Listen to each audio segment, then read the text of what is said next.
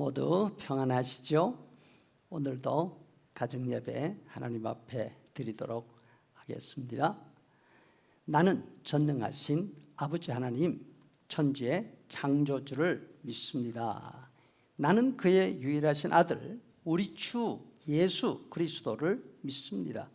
그는 성령으로 잉태되어 동정녀 마리아에게서 나시고 본디오 빌라도에게 고난을 받아 십자가에 못 박혀 죽으시고 장사된 지 사흘 만에 죽은 자 가운데서 다시 살아나셨으며 하늘에 오르시어 전능하신 아버지 하나님 우편에 앉아 계시다가 거기로부터 살아있는 자와 죽은 자를 심판하러 오십니다.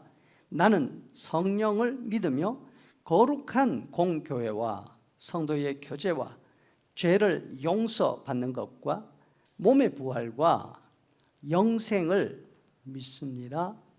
아멘. 함께 하나님 말씀 읽도록 하겠습니다. 잠언 19장 1절에서 8절 2절씩 교독합니다. 가난하여도 성실하게 행하는 자는 입술이 패역하고 미련한 자보다 나으니라.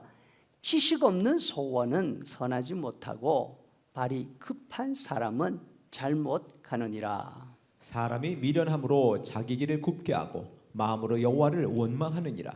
재물은 많은 친구를 더하게 하나 가난한즉 친구가 끊어지느니라. 거짓 증인은 벌을 면하지 못할 것이요 거짓말을 하는 자도 피하지 못하리라.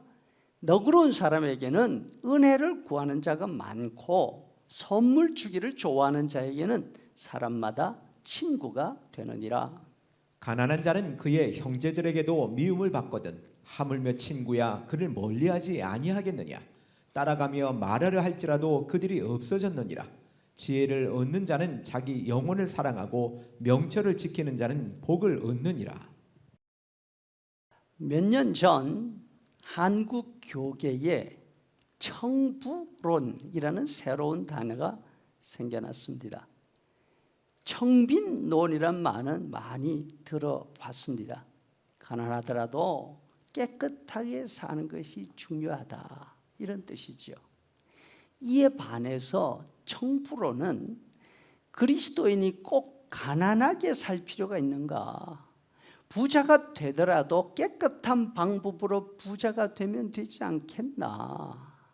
그러니까 신자들도 부자가 될 수 있다는 말을 하려고 나온 말이죠. 맞습니다. 성경에는 가난한 사람만 있는 것이 아닙니다. 부자 이야기도 나옵니다. 욥기에 나오는 욥의 경우도 보면 엄청난 부자였습니다. 1장 1절에 우스 땅에 욥이라는 사람이 있는데 양이 7,000마리요, 낙타가 3,000마리요, 소가 500결이요, 1,000마리라는 거죠. 암나귀가 500마리라 참 엄청나지 않습니까? 그럼에도 불구하고 진실하게 살려고 모든 애를 씁니다. 하는 비즈니스의 범위도 보통 수준을 넘습니다. 양은 목축업을 말합니다. 낙타는 먼 거리를 오가는 무역업을 의미합니다. 소는 농사에 필요한 짐승입니다. 고대 이스라엘도 한국과 마찬가지였던 것 같습니다. 사울이 왕이 되기 전에 농사를 지었습니다. 소를 이용해서입니다. 사무엘상 15장 5절, 사울이 밭에서 소를 몰고 오는 중이다. 또 엘리사도 선지자가 되기 전에 분홍이었습니다. 소 12쌍으로 밭을 일구어야 될 정도로 넓은 땅을 가지고 있었죠. 사무엘상 19장 19절, 엘리사가 12결의 소를 앞세우고 밭을 갈고 있었다. 소는 어디에 필요했습니까? 밭 가는 데 썼던 거죠. 나귀는 짐을 옮기는 데 쓰이는 짐승이었습니다. 밭에서 생산한 농산물이나 아니면 지역 내에서 나귀를 이용해서 물건들을 나르며 장사를 했을 것입니다. 이처럼 욥은 목축과 농사, 국내 장사와 해외 무역까지 상당한 규모의 비즈니스를 운영하고 있었죠. 성경은 욥이 당대 세계 최고 부자였다고 말씀합니다. 예수님을 믿는 사람들도 돈 많이 벌어서 부자가 되면 좋지 않습니까?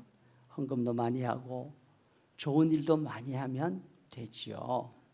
그런데 그리스도인들은 스스로 가난해야 한다고 하면서 부자들을 곱지 않는 눈으로 보고 있지 않는가? 그렇다면 뭔가 좀 이상하다는 겁니다.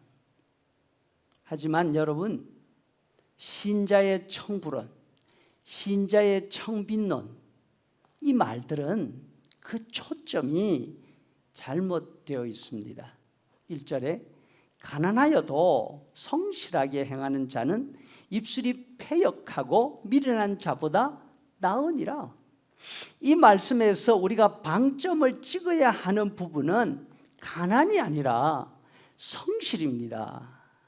성실하게 살아가는 것이 말씀의 핵심인 것입니다. 성실이란 말은 열심히 최선을 다해서 이런 뜻이 아닙니다. 진실하게 깨끗하게라는 뜻이죠. 진실하게 살아가려고 하면 가난하게 될 수밖에 없다, 이런 뜻이 아닙니다. 오히려 진실하게 살려면 가난하게 되는 것도 각오를 해야 된다는 말씀입니다. 손해, 희생을 각오하지 않으면 진실하게 살기가 어렵다는 뜻이죠. 부자가 되면 세상 사는데 참 혜택이 많습니다. 4절, 재물은 많은 친구를 더하게 하나 가난하면 있던 친구도 끊어진다. 6절, 너그러운 사람에게는 은혜를 구하는 자가 많고 선물 주기를 좋아하는 자에게는 모두 친구가 되려고 한다. 반면 가난은 어떻습니까? 7절, 가난한 자는 그의 형제들에게도 미움을 받거든 하물며 친구야 그를 멀리하지 않겠느냐? 따라가며 말하려 할지라도 그들이 없어졌으리라. 가난하면 겪을 수밖에 없는 어려움이에요. 참 마음 아픈 말입니다. 이 말씀들은 그러니까 부자가 돼야 된다, 이런 뜻이 아니죠.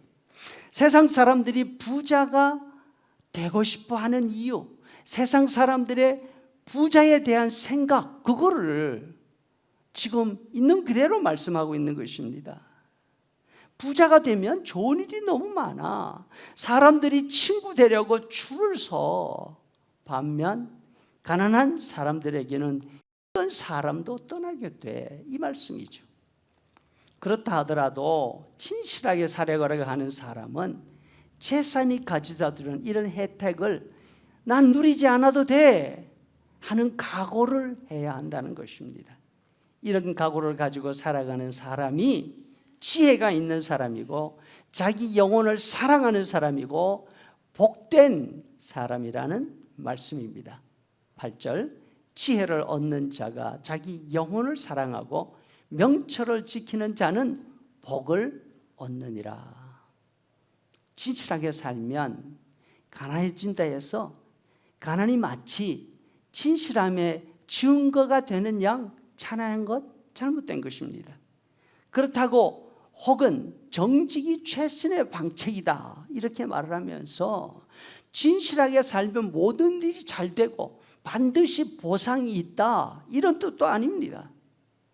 진실함이 부자가 되는 지름길이 아니라 진실하게 살려고 하다 보면 가난하게 될 수도 있다 하더라도 나는 부자가 되는 것보다 진실함이 더 중요하기 때문에 진실함을 잃지 않고 살겠다, 이렇게 생각하는 것이 바른 지혜라 우리에게 가르쳐주고 있으십니다.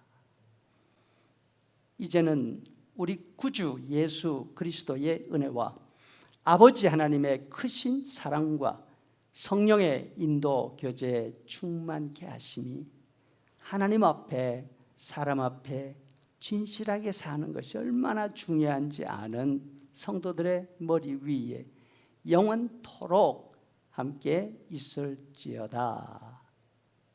아멘.